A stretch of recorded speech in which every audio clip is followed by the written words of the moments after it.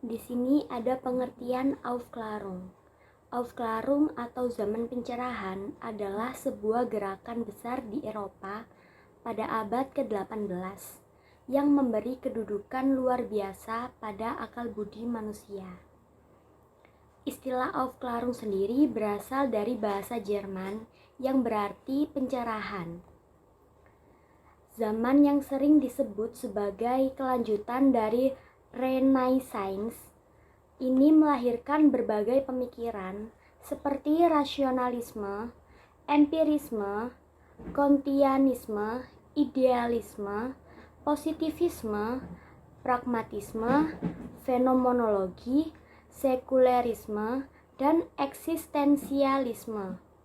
Tokoh-tokoh dari abad pencerahan adalah Francis Bacon, Sir Isaac Newton, Immanuel Kant, dan masih banyak lagi lainnya.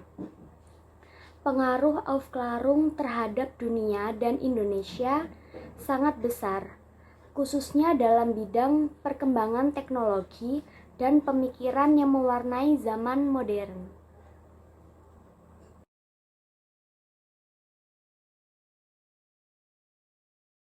Latar belakang Aufklärung yaitu revolusi ilmiah atau perkembangan dalam ilmu pengetahuan di mana metode ilmiah menjadi landasan dalam merumuskan persoalan dan solusinya. Menjadi latar belakang dimulainya abad pencerahan. Para pemikir dari Inggris, Prancis, dan wilayah Eropa lainnya yang memelopori Aufklärung berpendapat bahwa akal dan budi manusia harus digunakan untuk menjawab masalah kehidupannya.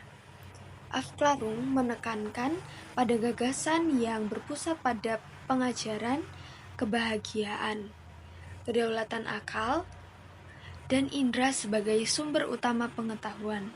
Tokoh-tokoh pada Aufklärung yang pertama ada Francis Bacon, yang kedua ada Sir Isaac Newton, yang ketiga ada René Descartes, yang keempat ada John Locke, yang kelima ada Immanuel Kant, dan yang terakhir ada J.J.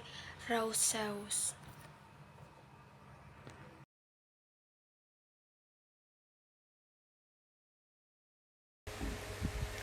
Kemudian perkembangan Aufklärung.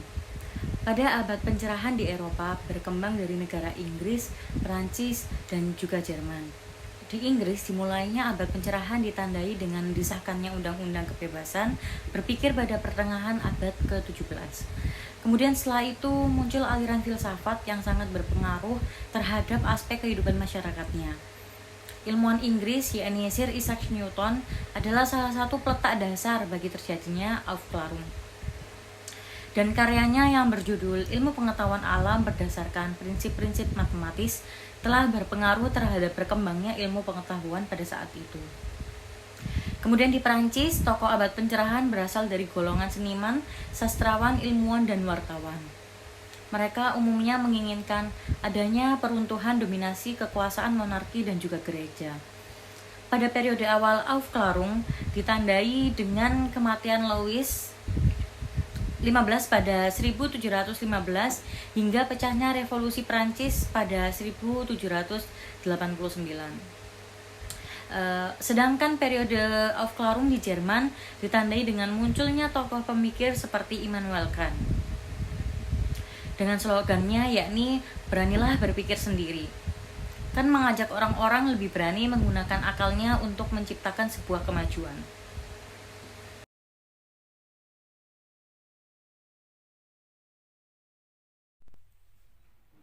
Berikutnya yaitu dampak dari Aufklärung.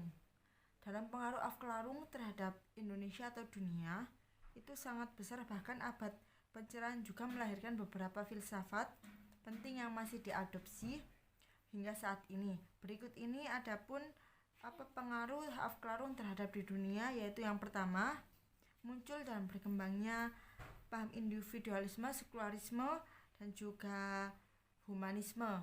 Yang kedua, gereja tidak lagi memiliki kekuasaan untuk memaksakan kehendaknya kepada masyarakat Eropa. Yang ketiga, agama tidak lagi memberikan pengaruh atau signifikan terhadap aspek-aspek kehidupan masyarakat Eropa. Yang keempat, adanya perkembangan ilmu filsafat. Jadi sehingga filsafat itu semakin maju. Yang kelima, munculnya penemuan-penemuan baru dalam bidang ilmu pengetahuan dan teknologi. Teknologi juga berkembang dengan adanya pemikiran-pemikiran kritis dari golongan elit cendekiawan Indonesia. Munculnya ideologi-ideologi baru di Indonesia